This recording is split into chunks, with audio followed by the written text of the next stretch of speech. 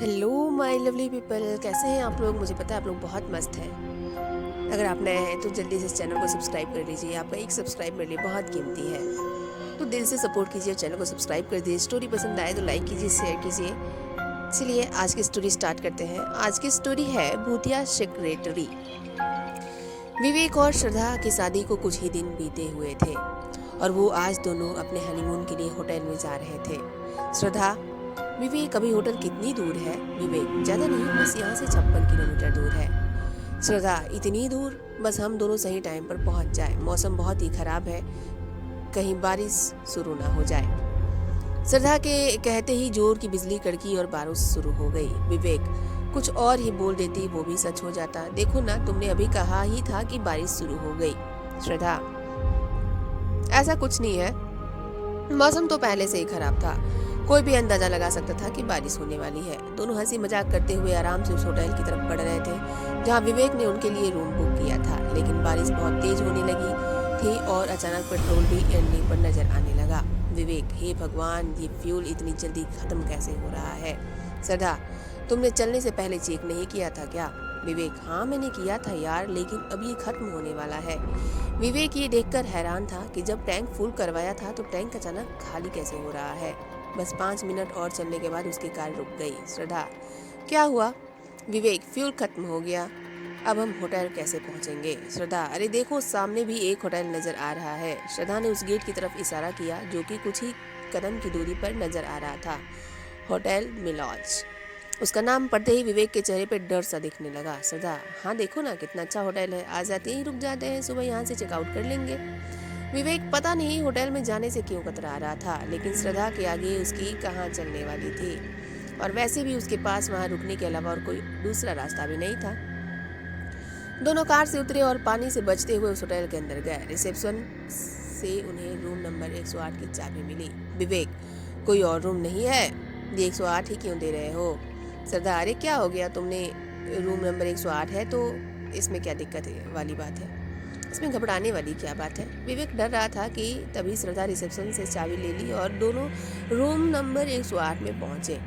श्रद्धा, वाह रूम तो काफ़ी अच्छा है, बस अब कुछ खाने को ऑर्डर कर देती हूँ, तुम बहुत जोरों की भूख लगी है। ये कहते हुए श्रद्धा ने रिसीवर उठाया और रूम सर्विस को ऑर्डर दिया। उन्होंने श्रद्धा को मेनू बताया और श्रद्धा ने ऑर्डर दे दिया। फिर दोनों बैठकर बातें करने लगे। कुछ देर बाद डोरबेल बजी और श्रद्धा ने उठकर दरवाजा खोला। रूम सर्विस बॉय ने जैसे ही विवेक को देखा उसके चेहरे का रंग उड़ गया। सर्विस बॉय, सर आप, अच्छा हुआ आप यहाँ आ गए। आपको पता भी नहीं है कि उस रात के बाद मेरे साथ क्या क्या हो रहा है। सुनकर विवेक चौंक गया और श्रद्धा भी हैरान रह गई। श्रद्धा, ये तुम क्या कह रहे हो। ये कहकर उसने विवेक से पूछा, ये क्या बोल रहा है, क्या तुम पहले भी यहाँ आ चुके हो। विवेक, अरे नहीं, मैं तो यहाँ पहली बार आया हूँ। विवेक ने सर्विस बॉय से कहा कि तुमको कोई गलत फहमी हुई है। सर्विस बॉय, नहीं सर, मुझे कोई गलत फहमी नहीं हुई है, मैं आपको पहचान गया हूँ। विवेक ने अपनी बात को वहीं काट कर उसे डांटते हुए कहा, तुम खाना देकर यहाँ से जाओ, नहीं तो मैं अभी मैनेजर से कहकर तुम्हारी याददाश्त ठीक करवा दूंगा। ये सुनकर वो डर गया और खाने की ट्रॉली के उनके पास छोड़कर चला गया। श्रद्धा को ये बात बहुत ही अजीब लग रही थी, लेकिन फिर भी उसने विवेक से कोई सवाल नहीं किया। दोनों ने साथ बैठकर खाना खाया। सर्विस बॉय वहां से निकलकर कॉरिडोर से जा रहा था, तभी उसको किसी की हंसने की आवाज सुनाई दी। आखिर वो दिन आ ही गया जिसका मुझे इंतजार था। ये सुनकर वो डर गया और पीछे पलटकर देखा तो वहां कोई नहीं था। सर्विस बॉय, अब वह यहाँ आ चुका है, तुम अब मुझे डराना छोड़ दो।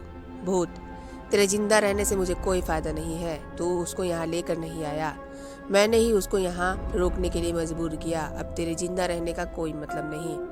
ऐसा कहकर उसके सामने आ गई ये लड़की बहुत ही डरावनी लग रही थी। उसकी आंखें पीली और चेहरा नीला पड़ा हुआ था। वह चिल्लाया, लेकिन अगले ही पल वह लड़की उसका गला पकड़ लिया और उसे जमीन से उठाकर पटक दिया और उसके पैर हवा में छटपटा रहे थे और सांस खींचने लगी थी। तभी एक झटके के साथ वह लड़की ने उसकी गर्दन घुमाई और धड़ से अलग कर दी।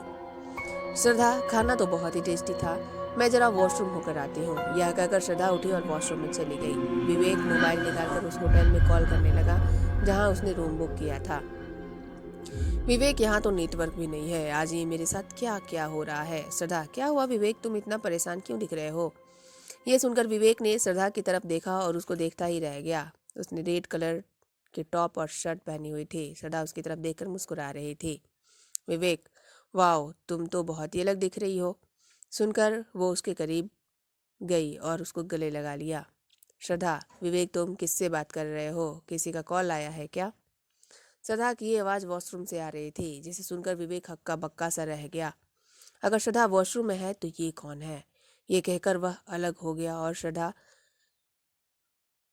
और वो लड़की श्रद्धा नहीं बल्कि वही भूत वाली लड़की थी जिसने कुछ देर पहले वेटर को मारा था। उसका भयानक रूप देखकर विवेक डर गया और चिल्ला उठा। उसकी चीख सुनकर श्रद्धा वॉशरूम से बाहर निकली और उसको देखकर वो भी डर गई। भूत, सर, मैंने आपका बहुत ही बेसब्री से इंतजार किया है। आज वो दिन आ ही गया। इतना कहकर उसने विवेक का हाथ पकड़ा और उसको झटका देकर तोड़ दिया और उसकी गर्दन पकड़ी और उसको हवा में उठा दिया। उसने ट्रॉली पर रखा हुआ कांटा उठाया और विवेक के गर्दन पर खचाखच करके मारने लगी। विवेक, बचाओ बचाओ! उसके गले से खून टपकने लगा। भूत, मैं कौन हूँ और तुम्हें मारना क्यों चाहती हूँ? अपनी बीवी को बता, वरना अभी के अभी तुझे खत्म कर दूंगी। विवेक, बताता हूँ, मुझे छोड़ दो नेहा। श्रद्धा ये क्या कह रही है? विवेक, कौन है ये? विवेक, ये मेरी सिक्योरिटी थी नेहा। पिछले साल मैं इसके साथ बिजनेस मीटिंग के लिए दिल्ली जा रहा था। हम एक रात यहाँ रुके थे, लेकिन मुझसे एक गलती हो गई। श्रद्धा, कैसी गलती? विवेक, मैं अपने रूम सर्विस बॉय को पैसे देकर उसे शराब मंगवाई और फिर रात के टाइम नशे के हालत में मैंने। श्रद्धा, तुम कितने घटिया इंसान हो विवेक, आज पता चल रहा है। विवेक, सुबह जब मेरी आँख खुली तो ये मेरे बेड पर बैठी रो रही थी। इसने मुझे बताया रात क्या हुआ था। मैंने इसको चुप करने की कोशिश की, पर ये भी कहा कि जितना चाहे पैसा ले लो, लेकिन इस बात को यहीं दबा दो। लेकिन इसने एक बात नहीं मानी, बल्कि ये कही मुझसे इसे शादी करनी पड़ेगी। ये मेरे ही सामने पुलिस को कॉल कर रही थी। तभी नेहा की आत्मा ने ट्रॉली पर से चाकू उठाया और फिर उसके गर्दन पर रखकर बोली, आगे बता। विवेक, यह मेरे ही सामने पुलिस को कॉल कर रही थी। इसे मोबाइल छीनने के चक्कर में इसका सर टेबल से टकराया और इसके सर पर बहुत चोट आई और वह बेहोश हो गई थी। खून तब भी बहुत तेजी से बह रहा था। मैंने सोचा मैं इसे बचा लिया तो होश में आते ही यह मुझे पुलिस केस में फंसा देगी, इसलिए मैंने इसको मरने दिया और फिर रूम सर्विस बॉय को और पैसा देकर इसकी लाश को ठिकाने लगा दिया। सदा, मुझे खुद पर शर्म आ रही है कि मैं तुम जैसे इंसान को प्यार की और शादी की। नेहा, सुन लिया तूने? अब तेरा भी समय आ गया है। ये कहकर नेहा की आत्मा ने हाथ में पकड़े चाकू से एक नहीं बल्कि कई बार विवेक के पेट में वार किया और फिर वही चाकू उसके गले पे फेर कर उसको खत्म कर दिया। मरने वाला इंसान श्रद्धा का पति था, लेकिन फिर भी श्रद्धा के चेहरे पर पति के खोने का गम नजर नहीं आ रहा था। नेहा की आत्मा ने श्रद्धा की तरफ देखा तो श्रद्धा बोली, सदा, नेहा, मैं तुम्हारी मौत की सच्चाई सबके सामने लेकर आऊंगी, ताकि जो तुम्हारे साथ हुआ वो किसी और के साथ ना हो। नेहा, ऐसा अब होगा भी नहीं। आगे से अब कोई भी किसी लड़की की ज़िंदगी खराब नहीं करेगा और ना खराब करने के बारे में सोचेगा। अगर सोचेगा तो उसकी ख्वाहिश पूरी करने मैं वापस ज़रूर आऊँगी। आप लोगों को स्टोरी कैसी लगी प्लीज़ कमेंट करके ज़रूर बताइएगा। स्टोरी पसंद आए तो लाइक कीजिए, शेयर कीजिए और ऐसे ही ढेर सारी स्टोरी सुनने के लिए चैनल को सब्सक्राइब कर दीजिए। Thank you so much for listening my story. Thank you so much.